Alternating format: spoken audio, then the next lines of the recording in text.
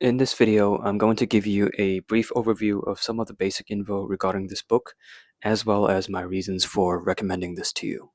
First up, a bit of background info on the book.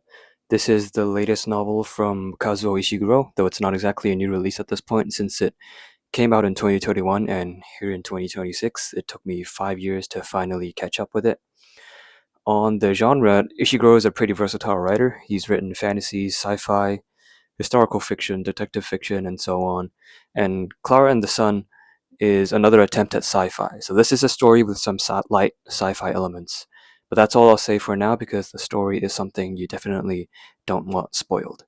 And also on the prerequisites, this is a standalone novel. It's not a part of any series, and it's unconnected with Ishiguro's other novels, so you can just dive right into it if you wish.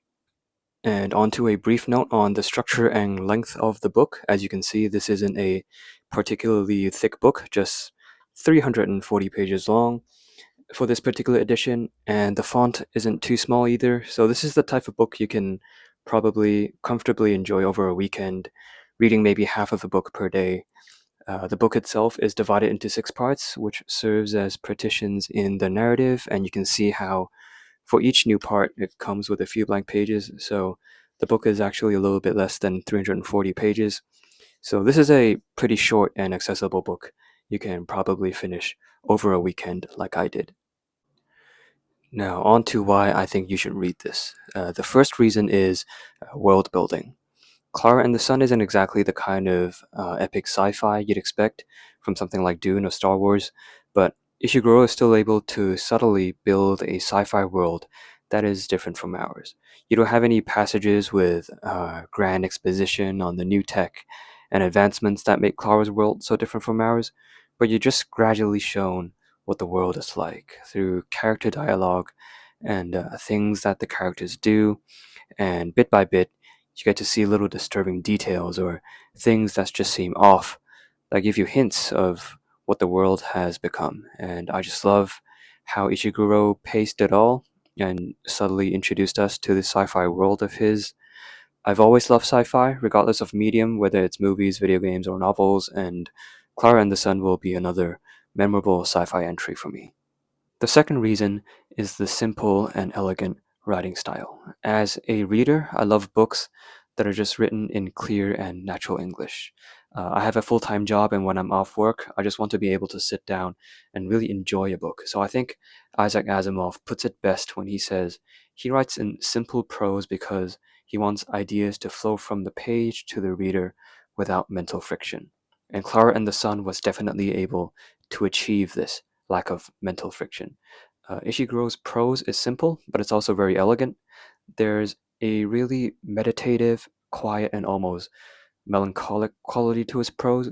He will go through things in a very calm and introspective pace, all the while using only very simple and accessible prose. And through this very quiet style, you really get the chance to calm down and just go into this flow state where you get to feel what the characters are trying to tell you. So the writing style of Klara and the Sun really did it for me. And the third reason on why I think you should read this is the compelling and philosophical nature of the story. This book isn't what you'd call thrilling and action packed, and it's more of an introspective, slow burn, but that doesn't mean the story can't be gripping either. There are moments like conversations between characters and these subtle revelations of little disturbing details that make the story just as gripping as any action packed story. And like a lot of sci fi stories, the book does a good job of asking philosophical questions because sci fi stories are able to place humans in these new and in unfamiliar environments and then ask us what's the correct thing to do in such a situation. And in Clara and the Sun, you'll get quite a few of these moments, and I just love it when a book tells such a good story that it makes you dwell on it afterwards. So that concludes my thoughts and my reasons for recommending this book. And I just want to ramble a little bit more about this. This is actually the first and only Ishiguro novel I've read. I've heard many great things about Ishiguro, what with the Nobel Prize and all, and I often get recommended Never Let Me Go and Remains of the Day. And as a sci-fi person myself, based on the recommendations I've heard, I'm naturally more drawn to Never Let Me Go, and because I've enjoyed Klara and the Sun so much, I'll definitely be reading that next at some point. And when I was buying this book, I was actually at a bookstore and I was staring at this exact copy and another copy of Never Let Me Go. And I had previously heard that Klara and the Sun was also sci-fi. And even though I knew Never Let Me Go was the more famous of the two, I was just very strongly drawn to the title of this book. I just kept thinking to myself, who's Klara and why the sun? And when I'm choosing a book, I always go with my gut feeling.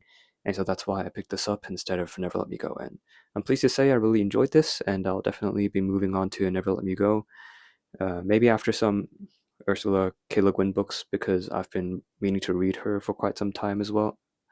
Uh, if you have any other recommendations from Ishiguro, I would love to hear from you. Just please don't spoil the story. Let me read it for myself. And that's all I have to say for today, and I'll see you in the next video. Bye.